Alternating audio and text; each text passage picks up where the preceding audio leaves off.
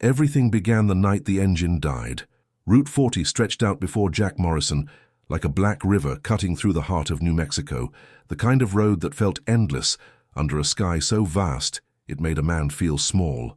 He had been driving for 11 hours straight, hauling refrigerated goods from Albuquerque to Amarillo, when his rig sputtered, coughed, and went silent. The dashboard lights flickered once, then died. The radio hissed into static. And in the sudden absolute silence that followed, Jack heard his own heartbeat thundering in his ears. He was 51 years old, a trucker for 27 of those years, and he had never, not once, experienced a complete electrical failure like this. He coasted to the shoulder, the massive vehicle rolling to a stop on the gravel, and sat there in the darkness, hands still gripping the wheel, trying to make sense of what had just happened. Outside, the desert was a study in stillness. No other vehicles on the road, no lights from distant towns, just the vast star-scattered sky and the silhouettes of mesas rising like ancient monuments in the moonlight. Jack reached for his cell phone, but the screen was black, lifeless. He pressed the power button. Nothing. He tried the ignition again. Dead. And then he saw the light. It came from the north, moving low over the desert floor, pulsing with colors that had no names, shifting from deep violet to electric blue to something that looked like liquid gold. It was silent, completely silent, and it was coming straight toward him. Jack's first instinct was to run. Every cell in his body screamed at him to throw open the door and sprint into the desert, but his limbs wouldn't obey. He sat frozen, watching as the light grew closer, brighter, until it hovered directly above his truck, bathing the entire area in an otherworldly glow that made the desert look like the surface of some alien moon. The light descended, slowly, deliberately, and as it touched the ground, perhaps 30 feet from his truck, Jack saw something emerge from within it, a figure, tall and slender, moving with a grace that seemed to defy gravity. It was not human. The being stood perhaps 7 feet tall, with limbs that were longer and more delicate than any human's. Its skin, if it could be called skin, had a translucent quality, shimmering faintly in the light that still emanated from the craft behind it. Its head was larger than a human's, with eyes that were dark and deep, holding an intelligence so profound it made Jack want to weep. The being walked toward the truck, not menacing, not aggressive, just walking, with a calmness that suggested it had done this 1,000 times before. Jack's hands trembled on the steering wheel. His breath came in short, ragged gasps. And when the being stopped at his window and looked at him, really looked at him, Jack felt something inside him crack open. It did not speak, not with words, but Jack heard it anyway, felt it, as if the message were being written directly onto his soul in a language older than speech.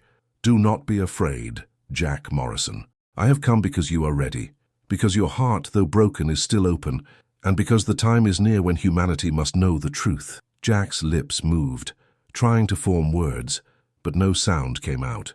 The being tilted its head slightly, and Jack had the strange sensation that it was smiling, though its face had no expression he could read. I need your help, the voice continued, resonating through Jack's entire being. I need shelter, protection. For 90 days I must remain hidden on your world, observing, preparing until the moment of disclosure arrives. Will you help me, Jack Morrison? Will you be the keeper of this secret, knowing that what you learn will change everything you believe about God, about creation, about your place in the universe? Jack didn't know why he nodded. Didn't know why, after a lifetime of playing it safe, of keeping his head down and his opinions to himself, he would agree to harbor an extraterrestrial being in his home for 3 months. But he did. Maybe it was curiosity. Maybe it was loneliness. His wife had left him 3 years ago, his kids were grown and distant, and the long stretches of highway had become his only companion. Or maybe, deep down, he had been waiting his whole life for something like this, for proof that there was more to existence than bills and deadlines and the slow grinding march toward death. The being reached out one elongated hand and touched the hood of the truck. Instantly, the engine roared to life. The dashboard lights blazed. Jack's phone vibrated in his pocket, suddenly charged and functional. The being stepped back, and the light behind it began to dim. Follow me, it said.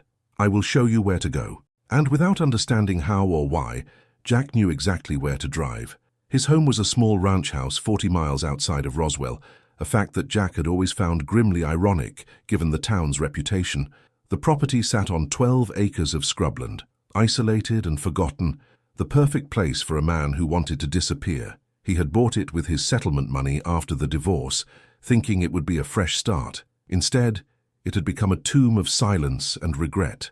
He pulled the truck into the long driveway just before dawn, the being's craft following at a distance, invisible to anyone who might have been watching. When Jack climbed out of the cab, his legs shaking with exhaustion and adrenaline, the being was already there, standing in the gravel, as if it had materialized out of thin air.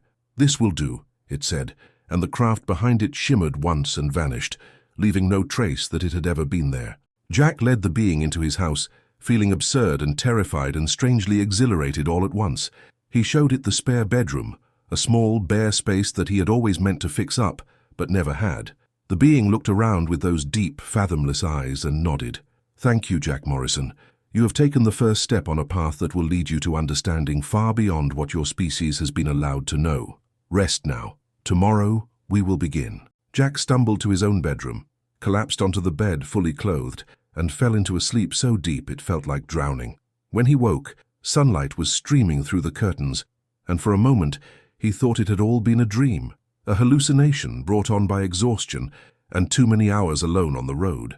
But when he walked into the kitchen, the being was there, standing by the window, staring out at the desert with an expression of profound stillness. It turned when Jack entered, and once again that voice filled his mind. "You have questions, that is natural. I will answer what I can, but you must understand. Some truths are too vast for human language. Some concepts have no words in your vocabulary, but I will try." Jack poured himself coffee with trembling hands and sat at the kitchen table. What are you?" he asked, his voice hoarse. "I am what you would call a traveler, a witness. My species has been observing your world for millennia, watching your evolution, guiding when permitted, intervening when necessary. We are not your creators, but we are connected to the force that did create you. You call that force God. We call it the source. It is the same." Jack's hands tightened around his coffee mug. "Why are you here? Why now?" "Because the time of disclosure is approaching. Your governments, particularly those who hold power in the shadows, have hidden our existence for nearly a century. They have recovered our craft, reverse-engineered our technology, and used it in ways that violate cosmic law. They have created weapons, sowed fear, staged false events to maintain control. And now there are those among your own people who are working to bring the truth into the light. You know one of them, Dr. Stephen Greer." Jack blinked. "The UFO guy? The one who's always talking about government cover-ups?" "He is more than that," the being said, and there was something like respect in its tone. "He is a truth-teller, a bridge between worlds. He has spent decades gathering testimony from those who have seen what we are, who have worked on the projects designed to weaponize our technology, and he has been right about nearly everything. The disclosure he speaks of, it is real, it is coming, and when it arrives, humanity will face a choice. What choice? Whether to embrace the truth with open hearts, or to let fear consume them. Whether to recognize that they are part of a vast, interconnected cosmos filled with life and consciousness, or to retreat into the old narratives of isolation and exceptionalism. Your species stands at a crossroads, Jack Morrison, and I am here to help prepare the way." Jack sat in silence, the enormity of it all pressing down on him like a physical weight. "And what about God?" he asked quietly. "What about Jesus? I was raised Christian. I still believe, I think. Where does all of this fit?" The being was silent for a long moment, and when it spoke again, its voice was filled with a tenderness that made Jack's eyes sting. Jesus was real. His message was true, but he was not the only messenger. Throughout your history, the Source has sent teachers, prophets, avatars, beings who carried the frequency of divine love and tried to awaken humanity to its true nature. Some were human, some were not. Jesus was one of the most profound because he understood something fundamental, that you are all children of the Creator, that you are all interconnected, that love is the only force that truly matters. The institutions that grew up around his teachings, many of them lost that message. They turned it into dogma, into rules, into weapons of control, but the core truth remains, and it is the same truth we carry, which is that you are not alone, that you never have been, that the universe is teeming with conscious life, all of it connected to the Source, all of it part of the same cosmic family, and that the time is coming when humanity will finally remember this, when the veil will be lifted, and those who are ready will step into a new way of being. Jack felt tears sliding down his cheeks, though he couldn't have said why. The rapture, he whispered. That's what you're talking about. The end times. Not an ending, the being said gently. A transformation, a shift in consciousness. Those who have chosen love over fear, unity over division, truth over deception, they will rise to a higher frequency, not physically disappearing, but evolving, becoming something more. And the earth itself will shift with them, shedding the old energies like a snake shedding its skin. The days that followed settled into a strange rhythm. Jack would wake early, make coffee, and sit with the being in the quiet hours before dawn. They would talk, or rather the being would communicate, filling Jack's mind with concepts and visions that often left him breathless and overwhelmed. He learned about the being's species, the Alteans who had been traveling the stars for millions of years, shepherding younger civilizations through the critical transitions from planetary infancy to cosmic awareness. He learned about the vast network of intelligent life scattered across the galaxy, each species unique, each contributing to the great tapestry of creation. He learned about the secret programs that Dr. Greer had been exposing, the reverse-engineered craft, the suppressed energy technologies that could have freed humanity from fossil fuels decades ago, the shadow government that operated beyond the reach of elected officials.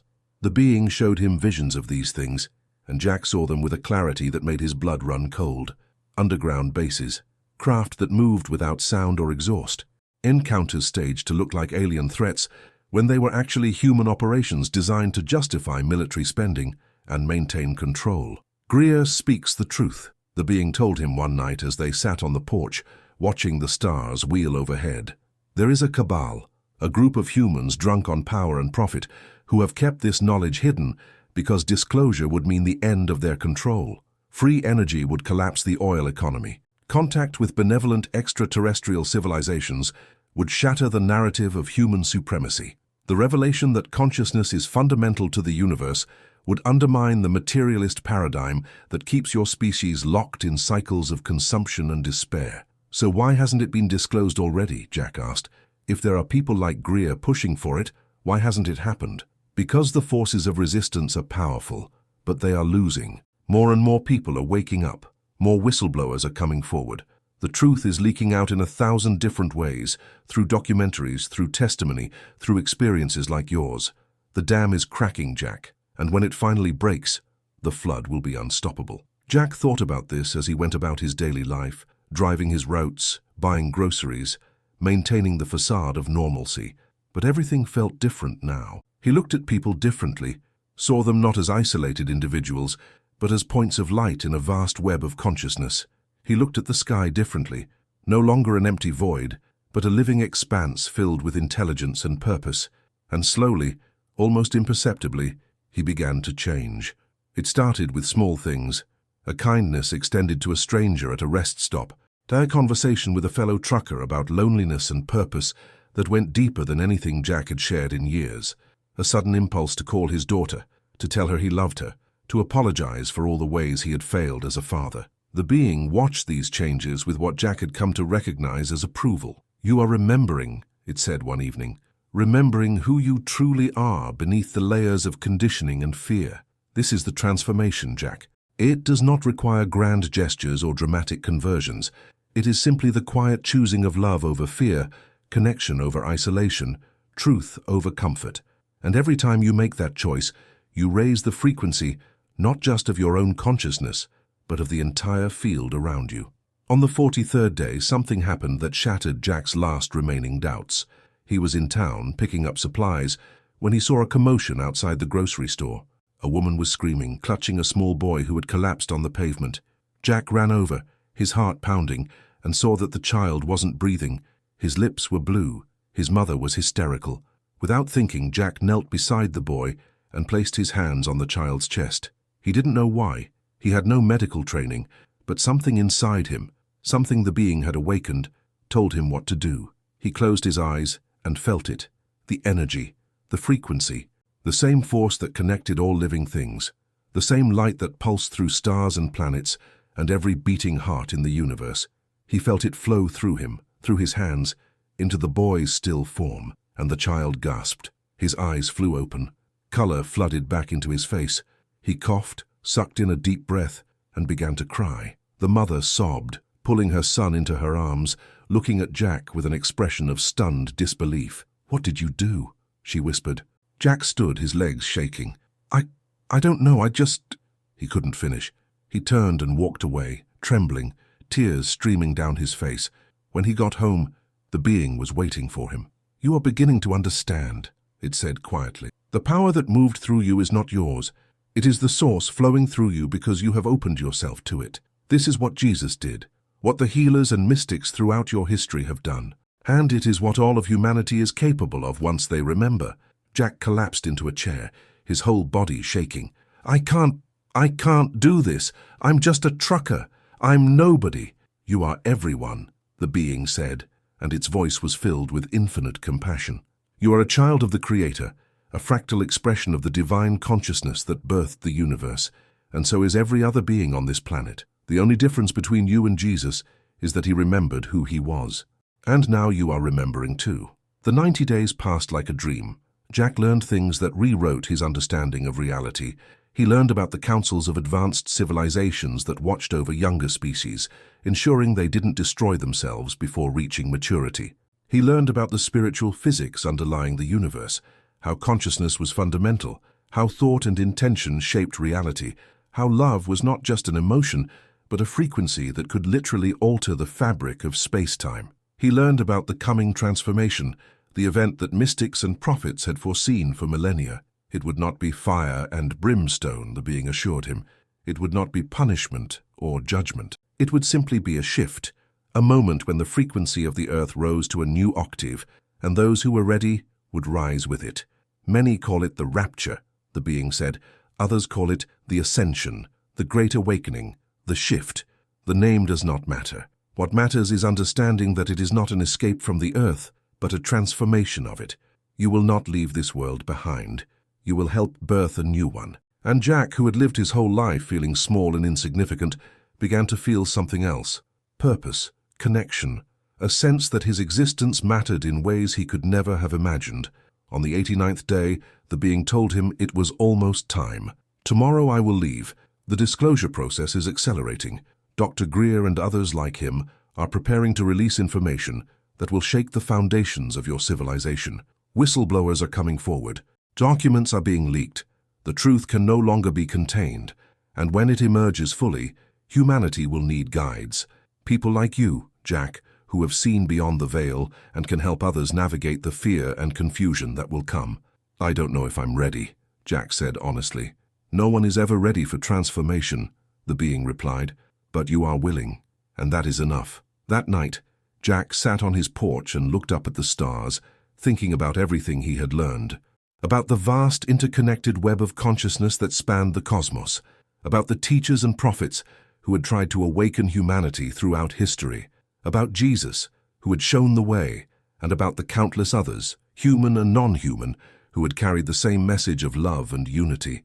He thought about Dr. Greer, a man he had never met, but who had been vindicated in ways he probably didn't even fully understand. The disclosure Greer had been pushing for wasn't just about UFOs or government secrets.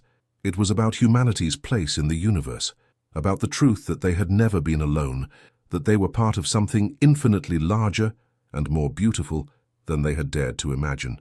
And he thought about himself, Jack Morrison, 51-year-old trucker, divorced, estranged from his kids, a man who had felt invisible and insignificant for most of his life, but who now carried a secret so profound it made his chest ache with wonder and responsibility. On the 90th day, just before dawn, the being came to him one final time. "It is time, Jack Morrison.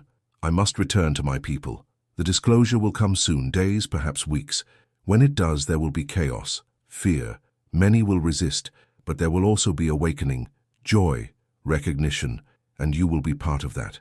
You will help others understand, not by preaching, but by being, by living from the truth you now carry in your heart." "Will I ever see you again?" Jack asked, surprised by the grief he felt at the thought of losing this strange, beautiful presence that had become his companion. "You will see me every time you look at the stars," the being said. "Every time you choose love over fear. Every time you remember that you are not a small, isolated creature, struggling through a meaningless existence, but a vital expression of divine consciousness, connected to all that is. I will always be with you, Jack, just as the source is always with you. You only need to remember. The being placed one long-fingered hand on Jack's chest, directly over his heart, and Jack felt a surge of energy so powerful it drove him to his knees. Visions flooded through him, the earth from space, glowing with the light of billions of awakening souls. Cities transformed, technology liberated from suppression, humanity stepping into its role as a conscious, contributing member of the galactic community. And at the center of it all, the simple, radical truth that Jesus and all the great teachers had proclaimed, that love was the fundamental force of the universe, and that separation was an illusion. When the visions faded, the being was gone, the room was empty, and outside the sky was beginning to lighten with the first hints of dawn. Jack stood on shaking legs and walked outside. The desert stretched out before him, vast and silent and beautiful. And as he looked up at the fading stars, he felt it, the hum, the vibration, the frequency of the universe itself, singing through every atom of his being. He was not alone. He never had been.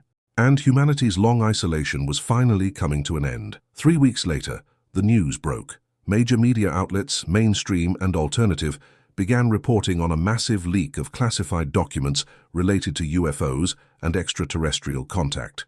Whistleblowers came forward in unprecedented numbers, many of them military and intelligence personnel, with first-hand knowledge of recovered craft and contact programs.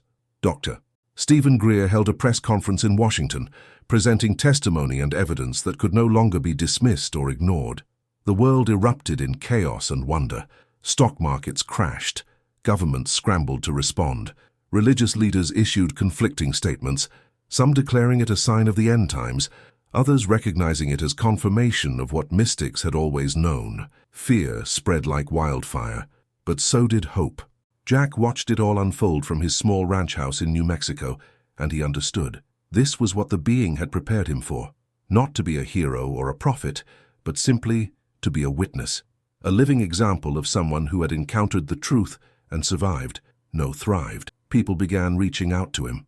At first he didn't understand how they found him, but then he realized the being had left traces.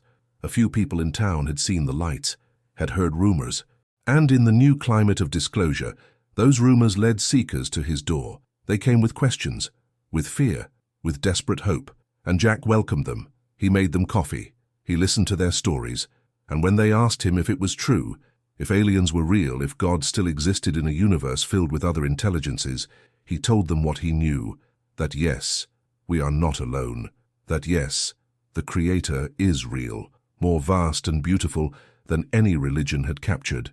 That Jesus was telling the truth when he said we are all one, all children of the divine, all capable of miracles when we remember who we truly are. He told them about Dr. Greer, validated the truth of his work, encouraged them to seek out the testimony and evidence for themselves. He told them about the transformation that was coming, not as destruction, but as evolution, not as judgment, but as liberation. And slowly, quietly, a community formed around Jack's ranch. People who had experienced their own encounters, who had seen lights in the sky, who had felt the presence of something greater and were hungry to understand. They gathered on weekends, sitting in circles under the stars, sharing stories, meditating, opening themselves to the frequencies that the being had taught Jack to perceive. They called themselves the Rememberers, and their mission was simple: to live from love, to speak truth, to prepare themselves and others for the shift that was accelerating with each passing day. Perhaps heaven was never a place we go when we die. Perhaps it was always a frequency we rise to when we finally remember who we are. Jack Morrison never became famous, never wrote a book or gave interviews or tried to profit from his experience. He simply lived differently, loved more openly, served more selflessly, and in doing so, he became a living beacon for others who were waking up, remembering, choosing to participate in the transformation rather than resist it. The 90 days he spent hiding an alien in his home had changed him irrevocably. But the real miracle wasn't the encounter itself. It was what he had become because of it, not a follower of some new religion, but a living embodiment of the truth that all religions had tried and often failed to communicate, that we are not alone, that we are loved beyond measure, that the universe is conscious, purposeful, and infinitely compassionate, and that the return everyone had been waiting for, the second coming, the arrival of the Space Brothers, the shift to a new age, was not something happening to humanity, but something humanity was finally choosing to become. And somewhere, perhaps in a craft circling the Earth, or in a dimension just beyond human perception, the being watched and smiled, knowing that Jack Morrison and millions like him were doing exactly what they needed to do. Building the new world, one heart at a time, one choice at a time, one moment of remembering at a time. The months following the being's departure were the strangest of Jack Morrison's life. The world had changed overnight, and yet it hadn't. People still went to work, paid their bills, argued about politics and sports. But beneath the surface of normalcy, something profound was shifting. The disclosure that Dr. Greer had finally achieved, with testimony from hundreds of military and intelligence witnesses, with leaked documents and photographic evidence, had cracked open a door that could never be closed again. Some people walked through that door immediately, hungry for truth, ready to embrace a larger reality. Others stood frozen at the threshold, terrified of what lay beyond, and many simply pretended the door didn't exist at all, clinging desperately to the old certainties even as they crumbled around them. Jack watched it all from his small ranch in New Mexico, and he understood both reactions. He remembered his own terror that first night on Route 40, when everything he thought he knew about the universe had dissolved in a cascade of impossible light. The difference was that he had been chosen, prepared, guided, given 90 days to integrate the truth before it exploded across the world. Most people hadn't been given that grace. The rememberers grew. What had started as a handful of seekers gathering on Jack's porch had expanded into a network of hundreds, then thousands. They met in homes and barns and community centers across the Southwest, sharing their experiences, supporting each other through the fear and confusion, learning to navigate the new reality together. Jack became, without intending to, a kind of spiritual anchor for the group. Not a leader, he refused that title, but a witness, someone who had lived with the truth and survived. Someone who could speak with quiet authority about what the being had taught him, about the connection between ancient wisdom and cosmic disclosure, about the transformation that was accelerating with each passing day. But the attention brought danger. It started with surveillance. Black SUVs parked on the road near his property, watching but not approaching. His phone developed strange clicking sounds. His internet became unreliable. Jack recognized the signs. The being had warned him about this, about the shadow forces that Dr. Greer called the transnational criminal organization running the illegal UFO programs. They didn't want disclosure. They had built empires on secrecy and suppressed technology, free energy devices that could have liberated humanity from fossil fuel dependence decades ago, anti-gravity propulsion systems, reverse-engineered from recovered craft, medical technologies that could heal diseases considered incurable, all of it locked away, weaponized, used to maintain control while the world burned and people suffered. Greer had been saying this for 30 years. Jack had watched old videos of the man, speaking at the National Press Club in 2001, presenting witness after witness, military pilots, radar operators, intelligence officers, all testifying to the reality of extraterrestrial visitation and government cover-up. The mainstream media had largely ignored it. The public had dismissed it as conspiracy theory. But now, with new leaks, with Congress finally holding hearings, with satellite imagery and sensor data becoming impossible to deny, people were remembering Greer's words. And they were realizing he had been right all along. The being had confirmed everything. The cabal, the black budget programs, the false flag operations designed to make people fear extraterrestrial contact rather than embrace it. Even the staged abductions, not by aliens but by human operatives using advanced craft to traumatize people, to create a narrative of threat that could be exploited. Greer knows more than he has been allowed to say. The being had told Jack during one of their late-night conversations. He has been threatened, surveilled, undermined, but he has never stopped speaking truth. And now his work is bearing fruit. The disclosure is happening because people like him refused to be silenced. One night in late October, 3 months after the being's departure, Jack woke to the sound of engines. Not his truck, not any vehicle he recognized. He rose from bed, his heart pounding, and peered through the window to see 4 black SUVs pulling into his driveway, their headlights blazing. Men emerged, 6 of them, dressed in dark suits despite the desert heat, moving with military precision. Jack's first instinct was to run, but something stopped him. A voice in his mind, not the being's voice but his own, transformed by 90 days of communion with something greater. Fear is the weapon they use. Do not give it to them. He walked to the door and opened it before they could knock. The lead man, older than the others with steel-grey hair and eyes like chips of ice, stopped at the threshold. "Mr. Morrison, we need to talk." Jack stepped aside. "Come in." They filed into his small living room, too many bodies for the space, making it feel claustrophobic and tense. The grey-haired man introduced himself as Wilson, no first name offered. He sat without being invited, the others standing like sentinels around him. "You've been harboring classified information," Wilson said, his voice flat and bureaucratic. "Information that poses a threat to national security. We need you to cease all activities related to the Rememberers, stop making public statements about extraterrestrial contact, and turn over any materials or recordings you may have from your alleged encounter." Jack sat across from him, hands folded calmly in his lap. "No." Wilson's expression didn't change. "Mr. Morrison, you don't understand the situation you're in. There are laws. There are also laws against hiding technology that could save millions of lives."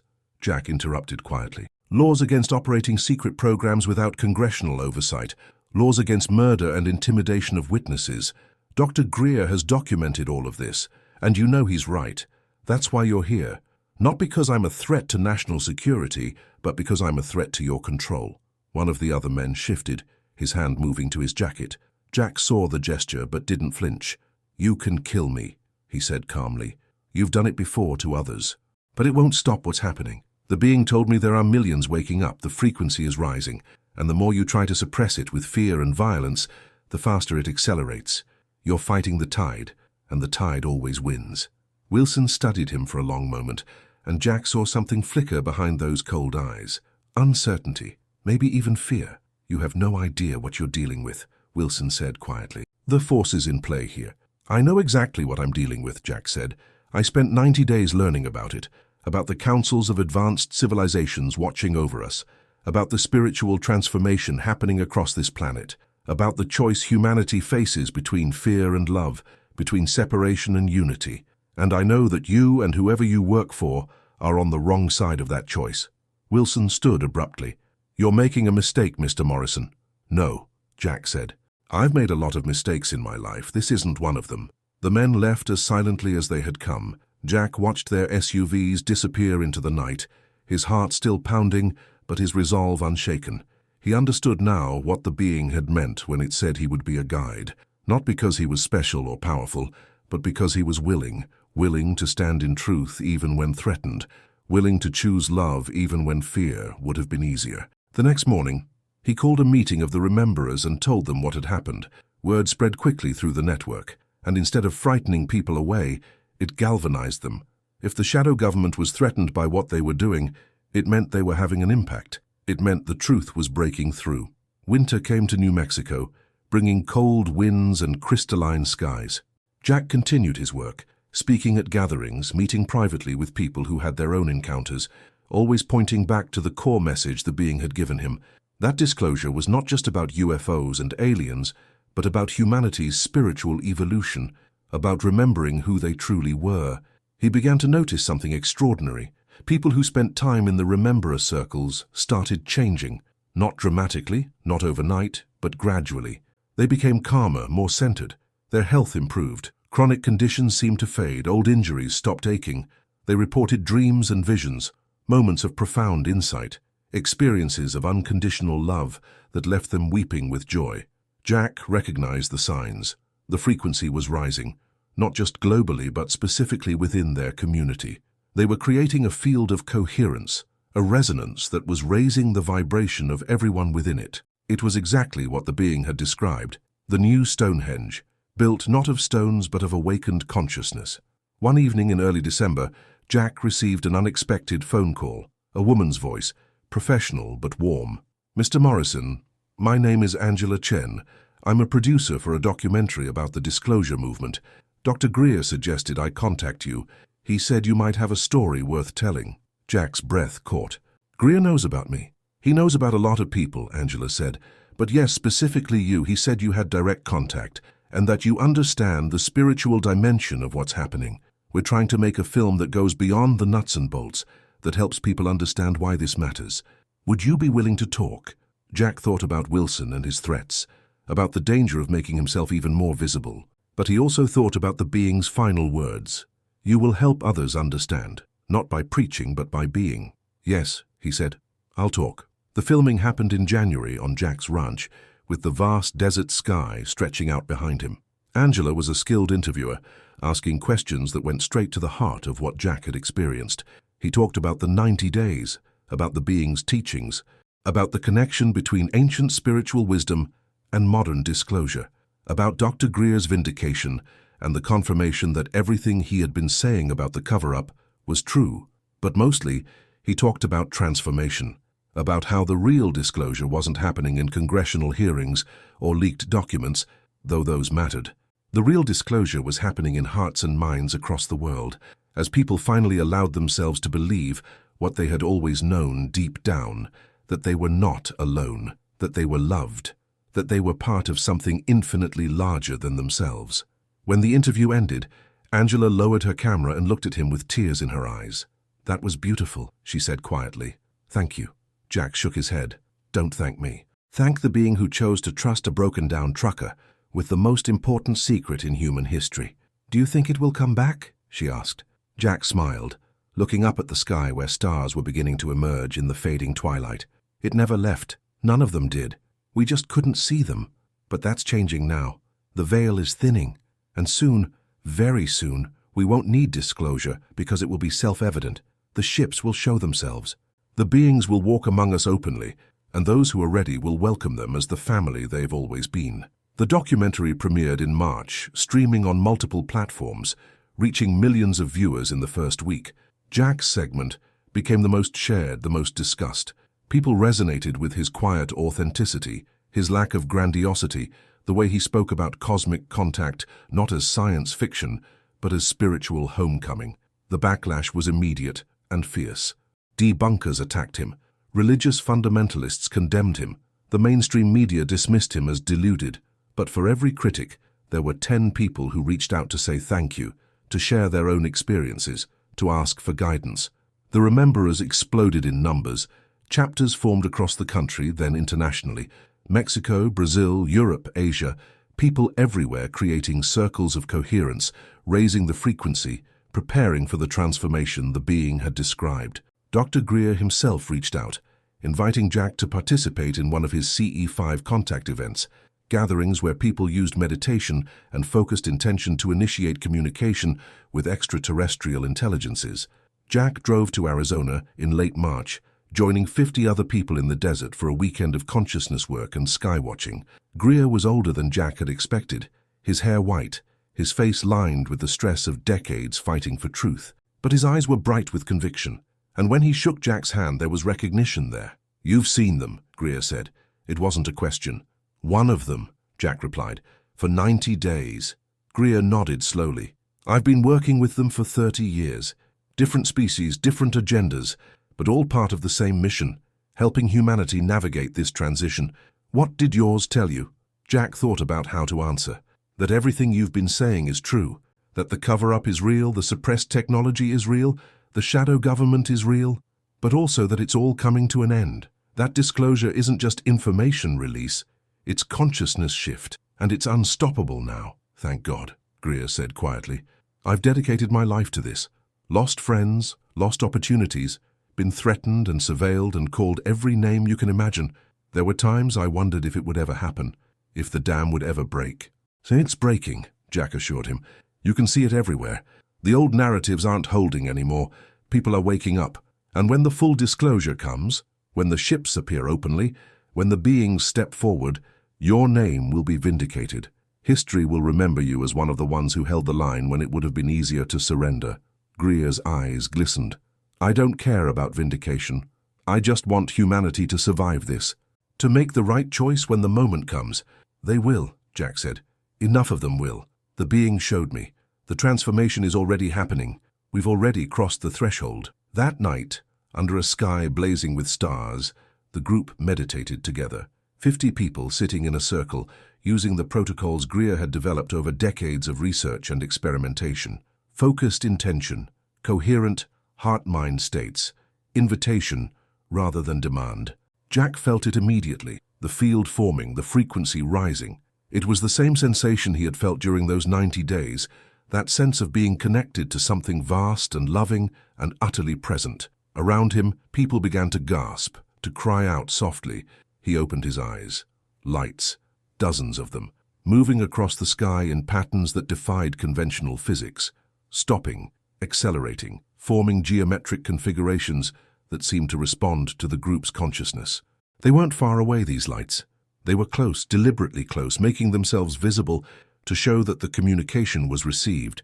Someone in the group began to sob with joy. Others sat in stunned silence. Greer smiled, calm and unsurprised, as if he had seen this 1,000 times before, which he probably had. But for Jack, it was confirmation. The being had told him that humanity was ready for open contact, that the time of hiding was ending. And here was the proof. The lights weren't just random phenomena. They were responses, acknowledgements. A cosmic hello from the family humanity had forgotten it had. The lights remained for nearly an hour, performing maneuvers that would have been impossible for any known aircraft, clearly demonstrating intelligence and intention. And then gradually they faded, winking out one by one until the sky returned to its normal state of celestial majesty. The group sat in silence for a long time after. Finally, Greer spoke. "This is what's possible when we release fear and reach out with love. This is the real disclosure. Not government documents or whistleblower testimony, though those matter, but direct, unmediated contact. Human consciousness connecting with non-human consciousness, heart to heart, mind to mind. This is our birthright. This is what they've been trying to hide from us." Jack understood then why the being had pointed him toward Greer's work. Because Greer had figured out something crucial. That contact wasn't about technology or chance encounters. It was about consciousness, about reaching a frequency where communication became possible, about choosing to participate rather than waiting passively to be visited. Spring arrived, bringing with it a sense of acceleration. Events were moving faster now. More whistleblowers coming forward, more leaked documents, Congress demanding answers. The military releasing footage they could no longer deny, and everywhere people having their own experiences, their own sightings, their own moments of contact. The Rememberers' gatherings grew so large that Jack could no longer host them on his property. They began renting halls, fields, entire retreat centers, thousands of people gathering to meditate, to share experiences, to prepare themselves for what everyone could feel approaching, a threshold moment, a point of no return. Jack's daughter Emily finally came to visit in April. She had seen the documentary, had watched her father on screen speaking truths that terrified and fascinated her in equal measure. She arrived at the ranch hesitant, guarded, clearly unsure what she would find. Jack embraced her on the porch, feeling the stiffness in her body, the resistance. They sat together in the afternoon sun, neither speaking for a long time. "I don't know if I can believe what you're saying," Emily finally said. "About aliens and transformations and all of it. It sounds crazy, Dad." "I know," Jack said gently. "It sounded crazy to me too, but I'm not asking you to believe anything. I'm just asking you to stay open, to pay attention to what you feel, not just what you think. Because something's happening, you can feel it, can't you? Even if you don't want to admit it." Emily looked away, tears forming in her eyes. "Everything feels strange lately, like reality's shifting somehow. Like I'm waking up from a dream, but the dream was my whole life." Jack took her hand. "That's exactly what it is. We've been living in a kind of collective dream, the dream of separation, of being alone in the universe, of being small and powerless. But that dream is ending. And yes, it's disorienting, yes, it's frightening, but what's on the other side is so beautiful, so full of possibility. I've seen it." They talked for hours, Jack sharing his experience, Emily asking questions, challenging, doubting, but also listening in a way she hadn't since she was a child. When the stars came out, Jack led her outside, and they lay on their backs in the grass, staring up at the infinite expanse. "When I was little," Emily said quietly, "I used to think the stars were angels watching over us. Mom told me that. She wasn't wrong," Jack said. "Maybe they're not angels in the traditional sense, but there is intelligence out there, consciousness, love, and it's been watching over us, guiding us, waiting for us to grow up enough to join the cosmic family. Do you really think that's going to happen? That we're going to just transform? That Jesus is going to return, but not the way the church says?" Jack was quiet for a moment, choosing his words carefully. "I think Jesus already returned. I think he's been returning over and over in every soul that chooses love over fear. The being told me that the second coming isn't a single event. It's a collective awakening. It's humanity finally resonating at the frequency Jesus embodied. And yes, I think it's happening. Right now, all around us. Emily wiped her eyes. I want to believe that. I really do. Then just stay open, Jack said. The rest will come. May arrived with unusual weather patterns, storms that appeared and disappeared without explanation. Lights in the sky reported across multiple continents. Mass sightings that could no longer be dismissed or explained away. The frequency of high strangeness events was accelerating exponentially, and even skeptics were starting to notice. The government's response was chaotic. Some officials pushed for transparency. Others doubled down on denial and disinformation. Behind the scenes, according to Greer's intelligence sources, the battle was intense. The criminal cabal fighting desperately to maintain secrecy. White hats in military and intelligence communities working to expose the truth. The outcome uncertain. But Jack wasn't worried. The being had shown him what was coming. Not a single dramatic moment, but a gradual intensification until the truth became impossible to ignore. Until the ships stopped hiding in the clouds and started landing openly. Until the beings walked among humans without fear or pretense. He continued his work with the Rememberers, now numbering in the tens of thousands globally. They had become a movement, though Jack still refused to call it that. We're not trying to build something, he would say. We're trying to remember something. There's a difference. In late May, during a large gathering in the New Mexico desert, nearly 5,000 people gathered for a weekend of meditation and contact work. Something extraordinary happened. The sky opened. Not literally, not physically, but the veil thinned to the point where everyone present could perceive what had always been there. Ships, dozens of them, hundreds perhaps, hovering in formation, their presence suddenly obvious, as if a curtain had been pulled back. People screamed, cried, laughed, fell to their knees. The ships didn't land, didn't make any aggressive moves. They simply were, present, visible, undeniable, a cosmic announcement that the time of hiding was over. Jack stood among the crowd, tears streaming down his face, his heart so full of gratitude and joy he thought it might burst. This was it, the beginning of the transformation, the moment when humanity's isolation ended and they stepped into their larger identity as citizens of a living, conscious universe. The ships remained visible for 3 hours, long enough for thousands of people to photograph and record them, long enough that denial became impossible. And when they finally faded back into invisibility, or rather when human perception returned to its normal limited range, everyone present knew that nothing would ever be the same again. The footage went viral within hours, millions of views. Mainstream media finally forced to cover it seriously, governments issuing statements that ranged from acknowledgement to panic, and Dr. Greer appearing on news programs worldwide, saying the same thing he'd been saying for 30 years. This is disclosure, this is contact, and it's only the beginning. Jack's phone rang constantly after that. Interview requests, speaking invitations, people begging to know how to process what was happening. He did what he could, but he knew the real work wasn't his to do. It belonged to each individual soul, making their own choice about how to respond. In June, a month after the mass sighting, the being returned. Jack was alone on his porch watching the sunset when he felt it. The familiar hum, the vibration that signaled a presence beyond the ordinary. He stood, his heart racing with anticipation, and walked out into his field. The light descended, the being emerged, and when it stood before him, Jack felt such overwhelming love that he nearly collapsed. "Hello, friend," it said, and the warmth in that telepathic voice made Jack weep. "You came back," Jack whispered. "I told you I never left, but yes, I have returned in this form to tell you that your work is complete. You have done what was needed. You held the light when darkness pressed close. You spoke truth when silence would have been safer. You built the bridge that others are now crossing. And the transformation you helped initiate is now self-sustaining." "What happens now?" Jack asked. "Now you rest, or you continue. The choice is yours. But know that the critical threshold has been passed. Enough souls have awakened. Enough hearts have opened. The shift is inevitable now. Within your lifetime, humanity will join the galactic community openly. Your children and grandchildren will grow up knowing they are not alone. The technologies that were suppressed will be released.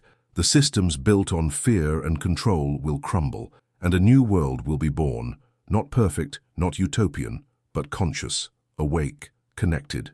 "And Jesus?" Jack asked, his voice breaking. "What about the return, the rapture?" The being smiled. Jack could feel it, even though its face remained impassive. "Look around you, Jack Morrison. Look at the people gathering in circles of love. Look at the ships revealing themselves. Look at the frequency rising across your planet. This is the return. This is the rapture. Not an escape from Earth, but an elevation of it. Not a few chosen ones disappearing while others are left behind, but a collective transformation where those who are ready help lift those who are still struggling. Jesus showed the way, said the things you would do also, and greater things besides. He was not describing miracles reserved for one man. He was describing the destiny of your species." Jack sank to his knees in the grass, overwhelmed. The being knelt beside him, placing one long-fingered hand over his heart. "You have been faithful, Jack Morrison. You have carried this truth when it was heavy.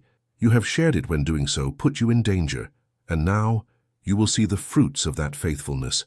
Watch what unfolds in the months and years ahead. Watch humanity remember who they are, and know that you were part of that remembering." "Will I see you again?" Jack asked.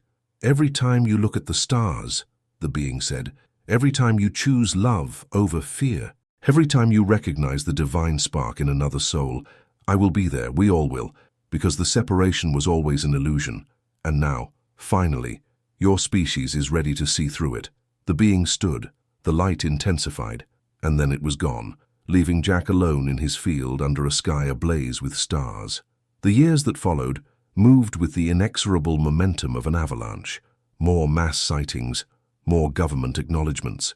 The release of previously classified documents confirming decades of contact and cover-up. Dr. Greer's vindication complete, as every major claim he had made was verified. The collapse of the criminal cabal as whistleblowers from within their own ranks came forward, unable to continue participating in the suppression. Free energy devices began appearing, not through official channels, but through grassroots inventors releasing plans online, making them impossible to suppress. The oil economy shuddered. Wars over resources became pointless. Poverty, which had always been a choice rather than a necessity, started to be addressed seriously. And the Rememberers, now a global network of millions, continued their work, not as a religion or organization, but as a living example of what became possible when people chose consciousness over unconsciousness, unity over division, love over fear. Jack lived to see his 78th birthday. By then, open contact had occurred. Ships had landed. Beings had stepped forward in diplomatic meetings with world leaders. Humanity had been formally welcomed into the galactic community, with all the responsibilities and opportunities that entailed. His daughter Emily had become one of the movement's most articulate voices, speaking about the spiritual dimension of contact, helping people integrate the reality of a living cosmos with their religious traditions. His grandchildren grew up knowing the truth, that they were part of a vast, conscious universe, that Earth was one garden among millions, that love was the fundamental force binding all existence together. On a warm evening in August, Jack sat on his porch as he had thousands of times before. His body was failing now, cancer, the doctors said, though he felt no fear. The being had taught him that death was simply transition, a doorway rather than a wall. As the sun set and the stars emerged, Jack felt the familiar hum. He smiled, tears of gratitude sliding down his weathered cheeks.